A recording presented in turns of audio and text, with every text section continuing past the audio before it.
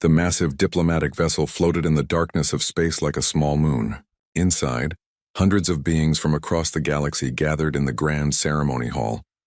Taman stood among the human delegation, trying not to stare at the incredible variety of alien life forms around him. Some walked on two legs like humans. Others floated in transparent tanks of liquid. A few were so different that he could not even tell which part of them was the head. This was humanity's first real introduction to the Galactic Council. Earth had been discovered only 6 months ago by a Valorian scout ship. Since then, everything had moved incredibly fast. Now Taman found himself representing his entire species in a ceremony he barely understood. The Valorians were the reason everyone was here. They were tall and elegant, with smooth, pale skin that seemed to shimmer under the lights. Their eyes were larger than human eyes and completely black without any visible pupils. They moved with a grace that made Taman feel clumsy just watching them. But the most important thing about the Valorians was their ability to read minds. They were telepaths, and they had been the dominant power in the galaxy for thousands of years. Hana, the human cultural liaison officer, stood beside Taman. She had been the one to explain the ceremony to him 3 days ago. Every new species that wanted to join the Galactic Council had to undergo what the Valorians called a truth reading. A Valorian telepath would touch the representative and scan their mind. This would prove that the species had peaceful intentions and could be trusted. Taman had volunteered immediately. He was an engineer, practical and straightforward. He figured that since humanity genuinely wanted peace, the scan would show exactly that. What could possibly go wrong? Captain Kyung-ho had been less certain. The experienced military officer had spent the morning trying to talk Taman out of volunteering. But someone had to do it, and Taman refused to back down. Now, as he stood in the center of the enormous hall with thousands of alien eyes watching him, he wondered if Kyung-ho had been right to worry. The Valorian diplomat approaching him was named Velmora. She glided across the polished floor without seeming to actually walk. Her flowing robes trailed behind her like liquid silk. When she reached Taman, she stopped and looked down at him. The Valorians were tall, and Velmora stood nearly 7 feet in height. "Do not be afraid," she said. Her voice was soft and musical, but it seemed to echo inside Taman's head as much as in his ears. "This process is completely safe. I will simply observe your surface thoughts and intentions. You will feel nothing more than a slight pressure." Taman nodded. His mouth was too dry to speak. Velmora raised her long, thin fingers. They had an extra joint that human fingers lacked, making them seem almost like graceful spider legs. The crowd grew completely silent. Even the translator devices stopped their constant humming. She placed her fingertips against Taman's right temple. For exactly 2 seconds, nothing happened. Velmora's expression remained calm and confident. Then her black eyes suddenly went wide. Her elegant posture collapsed. A sound came from her throat, but it was not a sound that should come from any living thing. It was a scream, but not the kind made with a voice. It was a psychic scream that slammed into every telepathic being in the hall like a physical blow. The Valorian observers clutched their heads and cried out. Several other telepathic species collapsed where they stood. The sound was terrible, full of absolute terror and overwhelming shock. Velmora's fingers stayed pressed against Taman's temple for another second. Then she fell. Her body hit the floor with a horrible thud. She began to shake and convulse, her limbs jerking in ways that looked painful. White foam appeared at the corners of her mouth. Taman stumbled backward, his hands up as if to show he had not touched her. His heart hammered in his chest. What had just happened? He had not done anything. He had barely even thought anything. He had just been standing there, nervous and hoping everything would go well. The hall erupted into chaos. Valorian medical personnel rushed forward with floating stretchers and scanning devices. Other alien delegations started shouting in dozens of different languages.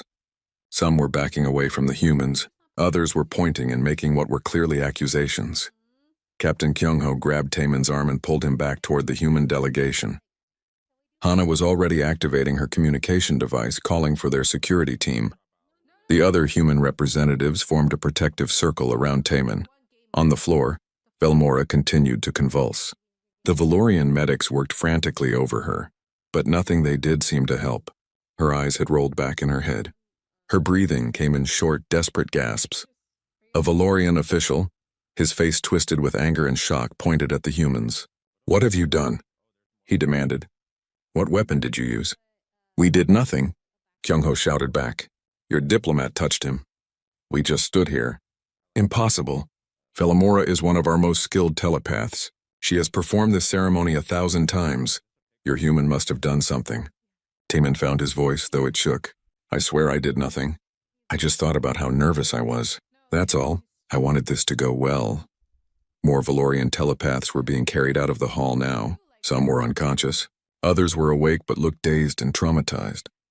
It seemed that whatever had happened to Velmora had affected every telepath who had been connected to the telepathic network in the hall. A massive alien that looked like a walking pile of rock stepped forward. Through a translator, its voice boomed across the hall. The Galactic Council demands an immediate explanation. Until we understand what occurred here, all human personnel are confined to their quarters. This incident will be investigated fully. The human delegation was escorted from the hall by armed guards from 3 different species. As they walked through the corridors, Taemin could see aliens pressing themselves against the walls to avoid coming near them. Some looked afraid. Others looked angry. A few just stared with what might have been curiosity. Back in their sealed quarters, the humans gathered in shocked silence. Finally, Hana spoke. We need to figure out what happened fast, because right now the entire galaxy thinks we just attacked their most powerful diplomat. Taemin sat down heavily. His hands were still shaking. He kept seeing Velmora's face in his mind, that moment when her confidence had turned to pure terror. What had she seen in his head that could cause such a reaction? Captain Kyung-ho activated the security monitors showing the corridor outside their quarters. Dozens of armed guards now stood watch. They were prisoners, Taemin realized. And depending on what happened to Velmora, they might never leave this ship alive. Somewhere in the medical bay, the most powerful telepath in the galaxy lay unconscious, broken by nothing more than a brief touch of a human mind, and nobody, least of all Taemin himself, had any idea why. 3 days had passed since the incident, and the humans remained locked in their quarters. Taemin barely slept. Every time he closed his eyes, he saw Velmora collapsing. He heard that terrible psychic scream echoing in his memory, even though he had not actually heard it with his ears. The other telepaths in the room had heard it, and their reactions had been enough to burn the moment into his brain forever. Jiwon arrived on the morning of the 4th day. She was a xenobiologist from Earth, flown in specifically to help investigate what had happened. She came through the airlock wearing a full containment suit, as if the humans might be carrying some kind of disease. When she removed the helmet and saw the other humans staring at her, she shrugged apologetically. The Valorians insisted, she said. They think you might be carrying some kind of psychic weapon or biological agent. I told them that was ridiculous, but they would not let me board without the suit. Minho, the security officer who had been assigned to protect Taemin, snorted. At least they let you board at all. We have been trying to communicate with the council for 3 days. They will not respond to any of our messages. Jiwon sat down and pulled out her datapad. I have been studying the medical reports on Velmora. The Valorians finally agreed to share them with me, probably because they are desperate for answers. The news is not good. She remains in a coma. Her brain activity is completely chaotic. The Valorian doctors say it is as if her mind is trapped in a loop, trying to process something too large to fit inside her consciousness. Taemin felt his stomach twist with guilt. Is she going to die? They do not know. They have never seen anything like this before. Jiwon looked directly at Taemin. I need you to tell me exactly what you were thinking when she touched you. Every detail, no matter how small or embarrassing. Taemin had been over this 100 times already, but he went through it again. He described his nervousness, his hope that the ceremony would go well, his awareness of all the aliens watching him. He mentioned that he had been trying to remember the breathing exercises Hana had taught him to stay calm. He admitted that part of his mind had been wondering what he would have for dinner after the ceremony was done. That is it? Jiwon asked. Nothing violent? No dark thoughts or traumatic memories? Nothing, Taemin insisted. Just normal thoughts. The kind of stuff that goes through my head all the time. Before Jiwon could respond, the door to their quarters suddenly opened. A Valorian even taller than Velmora entered, flanked by guards. He was ancient, his pale skin marked with faint lines that might have been wrinkles or scars. His robes were deep purple, indicating high status. I am Ralseth, he announced. His voice was deeper than Velmora's had been, and it carried an unmistakable weight of authority. I am the oldest living Valorian telepath. I have come to understand what happened to Velmora. Captain Kyung-ho stepped forward. With all respect, your other telepath already tried that. We do not want anyone else getting hurt. Ralseth's expression did not change. Velmora was skilled but young. She had performed the ceremony many times, but always on species whose minds she understood. She was not prepared for something truly alien. I have spent 500 years studying consciousness across 100 species. I have mental shields that Velmora could not imagine. I will succeed where she failed. He looked at Taemin. Unless the human refuses. Taemin glanced at Kyung-ho, who shook his head firmly. But Taemin knew they had no choice. If they refused, the council would assume they had something to hide. Humanity would be branded as dangerous and potentially hostile. Earth might be quarantined forever, cut off from the galaxy. I will do it, Taemin said quietly. This time the scan took place in their quarters, with medical personnel standing by. Ralseth spent 20 minutes preparing, using techniques that involved humming and moving his hands in complex patterns. Jiwon whispered to Taemin that he was building mental shields, layers of protection for his consciousness. Finally, Ralseth approached. I will proceed slowly, he said. At the first sign of danger, I will withdraw. Are you ready? Taemin nodded, not trusting his voice. The ancient telepath placed one long finger against Taemin's forehead. Unlike Velmora's confident touch, this one was cautious, almost hesitant. For a long moment, nothing happened. Ralseth's expression remained neutral and focused. Then gradually his eyes began to widen. His breathing became faster. Sweat appeared on his pale forehead, something the humans had not known Valorians could do. His hand began to tremble. Impossible, Ralseth whispered. This cannot be. How do you... There are too many... His voice rose. There are too many thoughts. You are thinking about what I am saying, and also about Velmora, and also about breathing, and also about some song, and also about dinner 3 days ago, and also about your mother, and also about stars, and also about a joke someone told you years ago, and also... Ralseth pulled his hand away as if Taemin's head had burned him.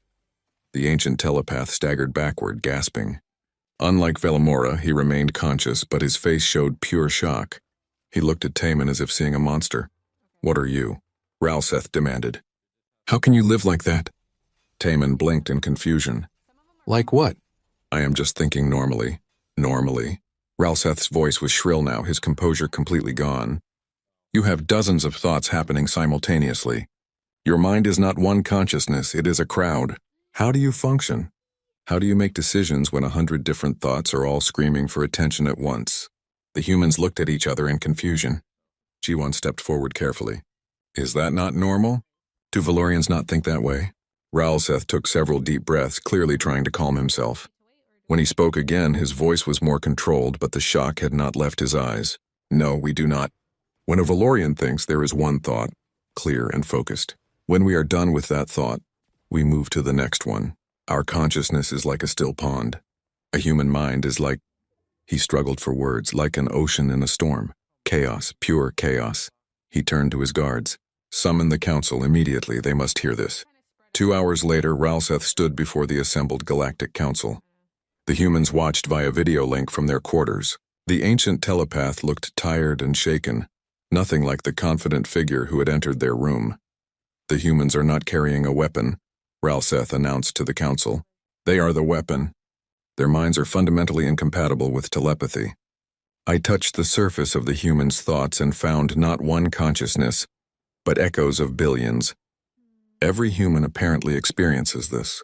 Layers upon layers of thought all happening at once. Memories, imagination, potential futures, alternative choices, all existing simultaneously in a single mind. He paused, and his next words fell like stones. I barely touched his surface thoughts, and I nearly lost myself in the noise. Velmora went deeper and was overwhelmed. The human mind is too large, too chaotic, too loud for any telepath to safely scan. We cannot read them. We cannot verify their intentions. We cannot trust them. An alien that looked like a floating crystal spoke up, its voice chiming like bells. What do you recommend? Ralseth looked directly at the camera, knowing the humans were watching. His expression was sad but firm. Humanity must be quarantined to their home system, permanently. We cannot allow a species we cannot read to move freely among telepathic civilizations. The risk is too great. In their quarters, the humans sat in stunned silence. They had come to the stars hoping to join a galactic community. Instead, they were being sentenced to eternal isolation, imprisoned on their own world, all because their minds were too loud. Hannah refused to accept the council's decision without a fight. While the politicians and military officers argued about legal precedents and diplomatic protocols, she assembled a different kind of team. If humanity was going to be judged on the nature of their minds, then they needed to explain exactly what a human mind actually was. Una was a neuroscientist who had spent 20 years studying human consciousness. She arrived looking exhausted. The past week had been spent reviewing every piece of data the Valorians had collected about human brain activity. Now she sat in the humans' makeshift conference room, surrounded by holographic displays of brain scans and neural pathways. "I think I understand what happened," Una said, without preamble, "but explaining it to telepaths is going to be difficult. They think so differently from us that they might not even have words for what we experience." Do Hyun, a philosopher who specialized in consciousness studies, nodded in agreement. He had been brought in to help translate the scientific findings into concepts that alien minds might grasp. "We need to start with the basics. How do Valorians think compared to humans?" Una pulled up a brain scan. From what Ralseth described and from studying the Valorian medical data they shared, their consciousness is unified. When a Valorian thinks, their entire brain focuses on that one thought. It is efficient and clear. They experience one emotion at a time, one idea at a time. Their thoughts flow in a neat sequence like beads on a string. She pulled up another scan, this one of a human brain. Human brains are not like that at all. We have dozens of different regions all working simultaneously. The part of your brain that processes what I am saying right now is different from the part that is monitoring the temperature of the room, which is different from the part that is reminding you to breathe, which is different from the part that is wondering what time it is.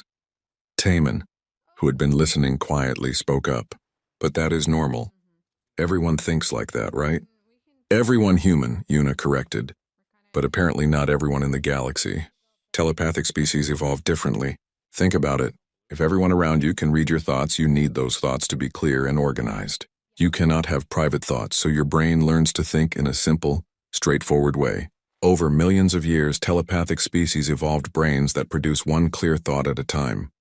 Do-hyun added, "Humans never had that pressure. We evolved in isolation. Our thoughts were always private, locked inside our own heads. So our brains could be as messy and chaotic as they wanted. In fact, that chaos became an advantage." A new voice joined the conversation. "How could chaos be an advantage?" It was Kirval, an alien who looked like a collection of geometric crystals loosely held together. The silicon-based species was not telepathic, and Kirval had volunteered to help the humans as a neutral party. Una smiled. "Because chaos allows for creativity. When you can think about multiple things at once, you can make connections that would be impossible with linear thinking. Humans can hold contradictory ideas in their heads simultaneously and use that tension to create something new. We can imagine things that do not exist. We can plan for a future that might never happen. We can remember the past while living in the present while imagining the future, all at the same time." She pulled up more data. "Let me give you a concrete example. When Velmora touched Taman's mind, here is what he was thinking about simultaneously. He was nervous about the ceremony. He was trying to remember breathing exercises. He was aware of everyone watching him. Part of his mind was replaying a conversation from that morning. Another part was thinking about dinner. Another part was running through what he would say if something went wrong. Another part was wondering if his mother back on Earth would be proud of him. Another part was noticing that his feet hurt. Another part was thinking about absolutely nothing, just background noise." Kirval's crystals shifted in what might have been confusion. "That does sound overwhelming. How does Taman focus on anything?" Taman shrugged. "I just do. Most of that stuff is background noise. I do not pay attention to it unless I need to. It is like the sound of air conditioning. You know it is there, but you ignore it until someone points it out." Do-hyun leaned forward excitedly. "That is the key. Humans have learned to filter their own thoughts. We experience dozens of simultaneous thoughts, but we are only consciously aware of a few of them at any given moment. The rest runs in the background. We call it the subconscious, But a telepath accessing a human mind would not have that filter, Una continued. When Velmora touched Taman, she got everything. Not just the thoughts he was aware of, but all the background noise too. Every idle thought, every suppressed memory, every random neuron firing. It would be like trying to drink from a fire hose. Jiwon, who had been studying the Valorian medical reports, added another piece to the puzzle. It gets worse. Human memories are not stored the way Valorian memories are. When Valorians remember something, they access one clear memory. When humans remember, we reconstruct the memory each time, and it mixes with imagination and emotion. A single human memory can branch off into dozens of related thoughts. She pulled up a diagram. So when Velmora tried to scan Taman's surface thoughts, she did not just get his current thoughts. She got access to his entire memory system, which is connected to his imagination system, which is connected to his emotional processing system, which is connected to his threat assessment system. It all cascaded. She probably experienced every thought Taman had ever had, all at once. The room fell silent as everyone absorbed this information. Finally, Captain Kyung-ho spoke. So we broke her brain just by thinking normally. Essentially, yes, Una confirmed. The human mind is not a weapon by choice. It is just fundamentally incompatible with telepathic scanning. We are too loud. Kirval made a sound like wind chimes. I must present this information to the council, but I am not certain it will change their verdict. If anything, it confirms that humans are dangerous to telepaths. Hana had been quiet throughout the discussion, but now she stood up. Then we need to change the argument. We cannot make our minds quieter. That is just how we are. But maybe we can convince the council that our differences are valuable rather than dangerous. Do-hyun nodded slowly. She is right.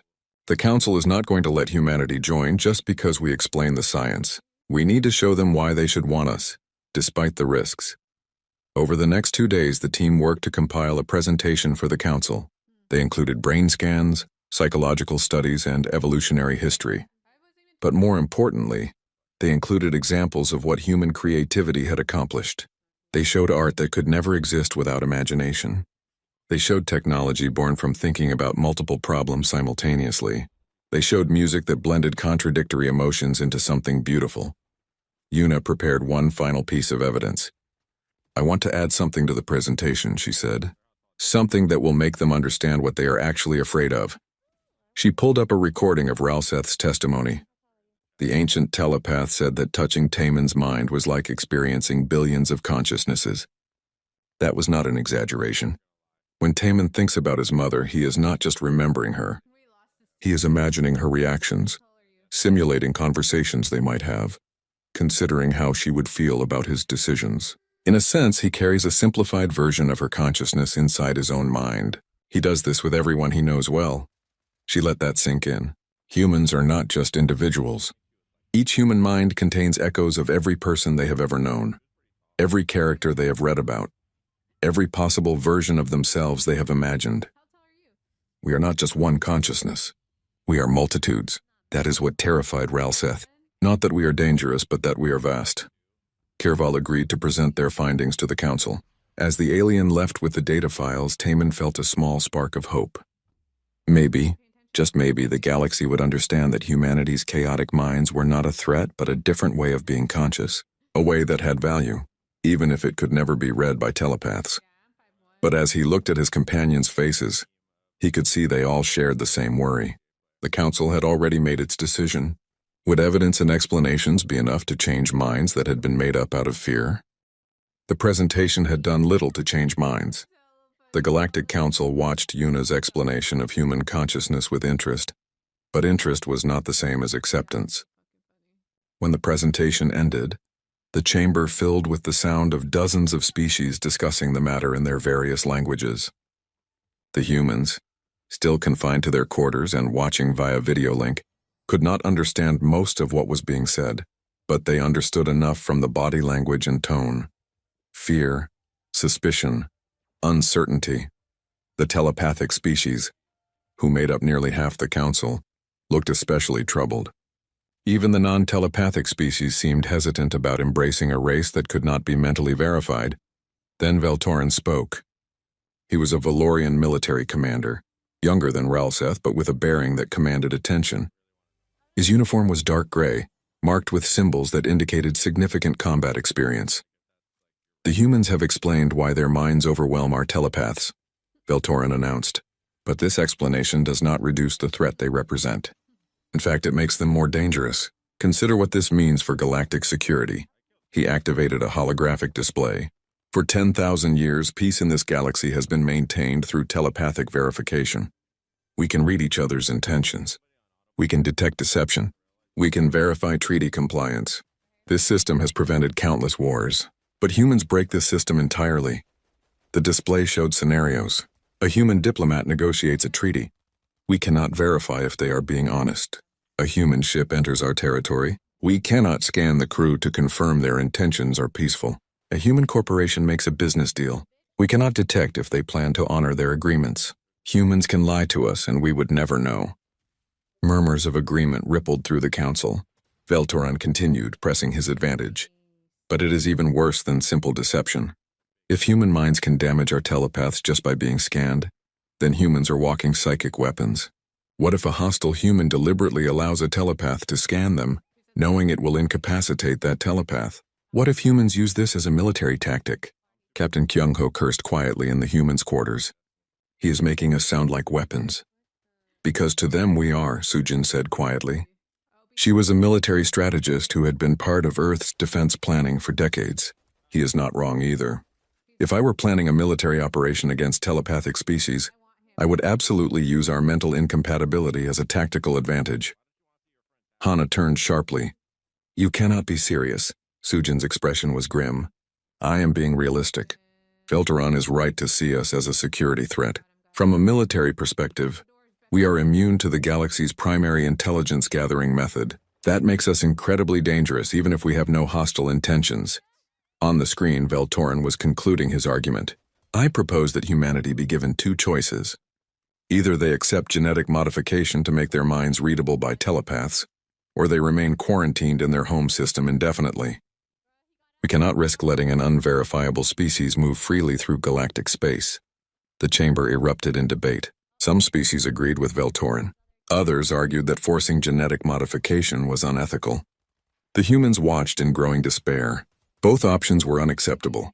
Genetic modification would fundamentally change what it meant to be human, but eternal quarantine would trap humanity forever. Then Mireille stood up in the humans' quarters. She was one of the youngest members of the diplomatic team, an ambassador known for unconventional thinking. We are looking at this wrong, she said suddenly. Everyone turned to look at her. She walked to the communication console. We have been trying to convince them we are not a threat. But what if we stop defending ourselves and start selling ourselves instead? Kyung-ho frowned. What do you mean? Mireille's eyes were bright with excitement. Veltorin is right.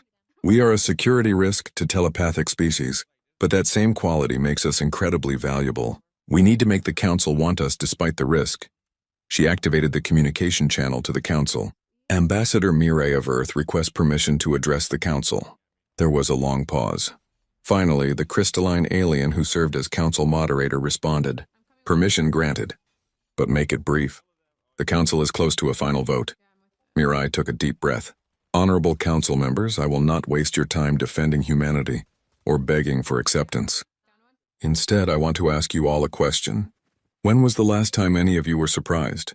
Confused murmurs filled the chamber. The moderator spoke. Surprised? What does this have to do with the matter at hand? Everything, Mireille said. For 10,000 years, your civilization has been built on telepathy. You can read each other's thoughts. You know what your neighbors are thinking. You can predict what your colleagues will say before they say it. You have built a society where everyone knows everything about everyone else. It is stable. It is peaceful. But it is also stagnant. She pulled up data on the screen. I have been reviewing galactic history for the past week. Do you know what I found? In the last 1,000 years, there have been almost no major innovations, no significant artistic movements, no philosophical revolutions, no scientific breakthroughs that were not just incremental improvements on existing knowledge. Your society has not changed in a millennium. Veltorin bristled. Stability is a virtue, not a weakness. Stability is important, Mireille agreed. But so is growth. And growth requires change. Change requires new ideas. New ideas require thinking differently. But how can you think differently when everyone around you can read your thoughts? When any unusual idea is immediately shared with everyone else? When social pressure to conform is literally telepathic, she leaned forward. Humans offer something your society desperately needs, even if you do not realize it yet. We offer genuine unpredictability. We offer privacy, which allows for experimentation without judgment. We offer minds that work differently, which means we will approach problems from angles you would never consider. An alien that resembled a floating jellyfish spoke up, its voice translated through harmonics. You propose that we risk our security for the sake of novelty? Not novelty, Miri corrected. Evolution. Your society has reached a plateau. You are stable, yes, but you have stopped growing. Humans can help you grow again, but only if you are willing to accept the discomfort that comes with change. She paused, then continued. I understand the security concerns, so I propose a compromise. Humans will serve the galactic community in specific roles where our unique qualities are assets rather than liabilities. We will be diplomats for negotiations where telepathic reading would be inappropriate or counterproductive. We will be strategists and planners because our chaotic minds excel at considering multiple scenarios simultaneously. We will be artists and scientists because our creativity comes from the very mental chaos that makes us unreadable. Mirai pulled up a proposal document. In exchange for these services, humans will be granted limited travel rights through galactic space. We will submit to strict monitoring. We will agree never to attempt to interfere with telepathic communication. We will provide transparency through actions rather than thoughts. We will earn your trust over time rather than expecting it immediately. The chamber fell silent. Even Veltran looked thoughtful. Finally, Ralseth spoke. The ancient telepath looked tired but curious. You propose that we embrace the very quality that makes humans dangerous and find ways to make it useful instead? Yes, Mirai said simply. You cannot change what we are. We cannot change what we are. So the question becomes, do you want us outside your society looking in or inside your society contributing? The moderator called for a brief recess. The council members broke into smaller groups, discussing intensely. The humans watched tensely. Mirai sat down, suddenly looking exhausted. Hana put a hand on her shoulder. That was either brilliant or suicidal, Hana said softly. Possibly both, Mirai admitted. Sujin was studying the council members through the video feed. Look at the non-telepathic species. They are nodding. They understand the value of privacy and unpredictability because they have it themselves. It is the telepathic species we need to convince. After 30 minutes, the council reconvened. The crystalline moderator spoke. The council has decided to put Ambassador Mirai's proposal to a vote. But first we require a demonstration. If humans claim their different thinking is valuable, show us. Show us something that could only come from a mind like yours. Miri looked at her fellow humans. What do we show them? Taman stood up slowly. An idea was forming in his chaotic, multitasking human brain. I think I know exactly what to show them. Taman's idea was simple but potentially powerful. He wanted to show the council what human thinking actually looked like in practice, not through brain scans or scientific explanations, but through direct observation. He proposed a negotiation exercise, something the Galactic Council did regularly to resolve disputes between species. But this negotiation would have one critical difference.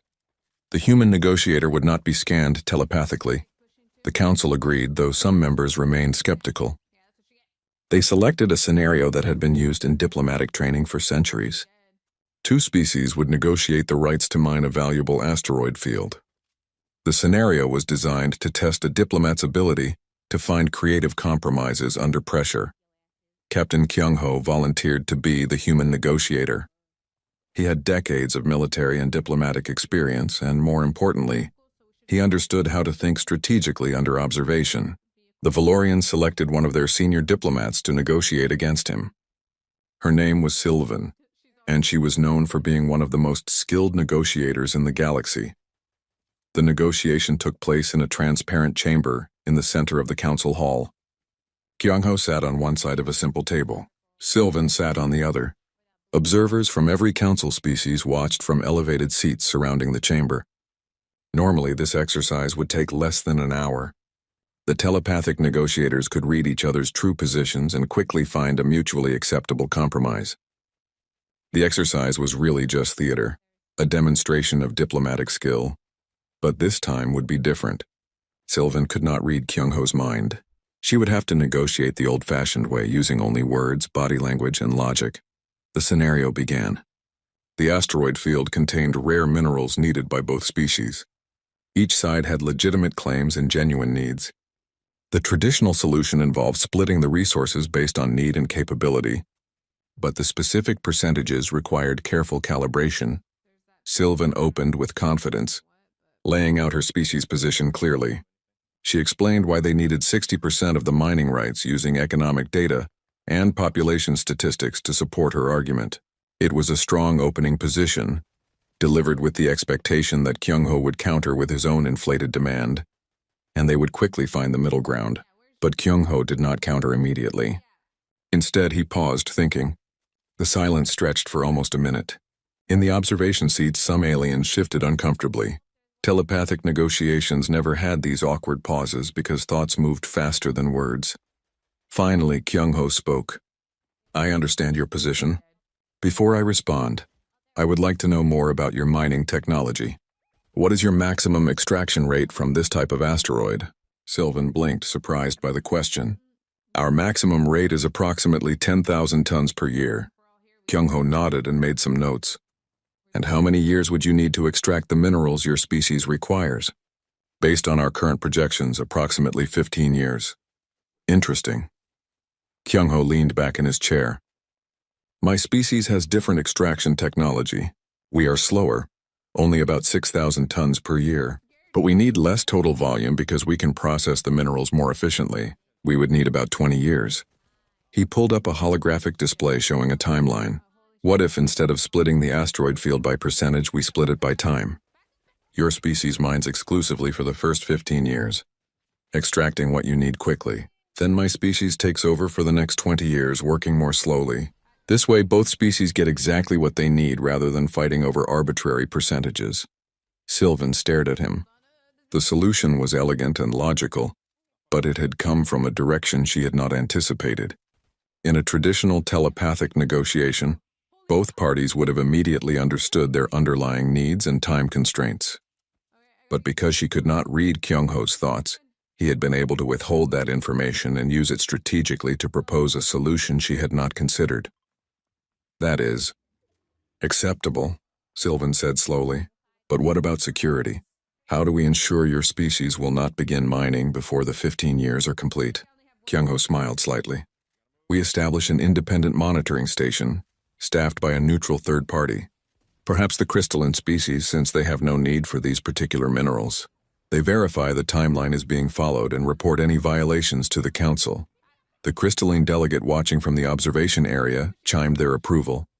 Kyung-ho had just offered them a role that would increase their diplomatic standing, making them more likely to support the agreement. Sylvan considered for another moment, then nodded. I accept these terms. The negotiation had taken less than 10 minutes. The observers sat in stunned silence. Ralseth stood slowly, his expression thoughtful. Remarkable. The humans solved a problem that usually requires telepathic coordination by using misdirection and strategic information disclosure. He knew his true needs but did not reveal them until he could propose a solution that served both parties. Veltorin, the military commander, did not look pleased. You call it strategy. I call it deception. He deliberately withheld information. No, Sylvan said firmly. She had left the negotiation chamber and now stood before the council. He negotiated. That is not the same as deception. He revealed information when it was strategically valuable to do so. That is how non-telepathic species communicate.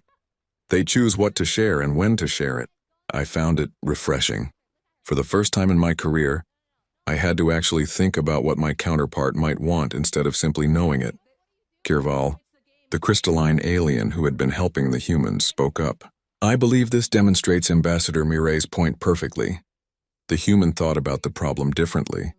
He considered time as a resource rather than just space. He involved a third party to create trust without telepathy. These are valuable skills that telepathic species have forgotten because you do not need them. The moderator called for attention. The council has seen the demonstration. Now we must vote on Ambassador Mireille's proposal. Shall humanity be granted conditional membership in the Galactic Council, with the restrictions and roles outlined in their proposal? The vote began. Each species cast their decision, and the results appeared on a holographic display. The chamber was completely silent except for the soft sounds of the voting system. Taman found himself holding his breath. Humanity's entire future depended on this moment. The final count appeared. 51 in favor, 48 against. 3 abstentions. Humanity had been accepted, barely. The chamber erupted in noise. Some species cheered. Others protested. The moderator called for order, but it took several minutes for the chaos to settle. Finally, the crystalline alien spoke again. The motion passes. Humanity is granted conditional membership in the Galactic Council. The restrictions outlined in their proposal will be enforced for a trial period of 50 standard years. After that time, the Council will review humanity's conduct and determine if full unrestricted membership is appropriate. In their quarters, the humans embraced each other, laughing and crying with relief. They had done it. Against all odds, they had convinced the galaxy to accept them. Later that evening, Taman received a message requesting his presence in the medical bay. He went nervously, unsure what to expect. When he arrived, he found Velmora sitting up in bed. She was pale and weak, but conscious and alert. She had finally awakened from her coma. "I wanted to speak with you," she said quietly, without telepathy this time. Taman sat carefully in a chair beside her bed. "I am so sorry for what happened. I never meant to hurt you." Velmora shook her head weakly. "You did nothing wrong. I was arrogant. I thought I understood consciousness because I could read minds. But your mind taught me that there are types of consciousness I cannot comprehend through telepathy alone." She looked at him curiously. "Tell me, how do you live like that? How do you function with so much noise in your head?" Taman thought about it. "I guess we just learned to. Humans have always been this way, so we do not know any different. The chaos feels normal to us. Maybe it is like asking you how you live without privacy. You have never had truly private thoughts, so you cannot imagine missing something you have never known." Velmora nodded slowly. "I think I understand. When I touched your mind, I felt something I had never experienced before. Fear, yes, and confusion, but also wonder. Your thoughts were chaotic, but they were also alive, full of possibility.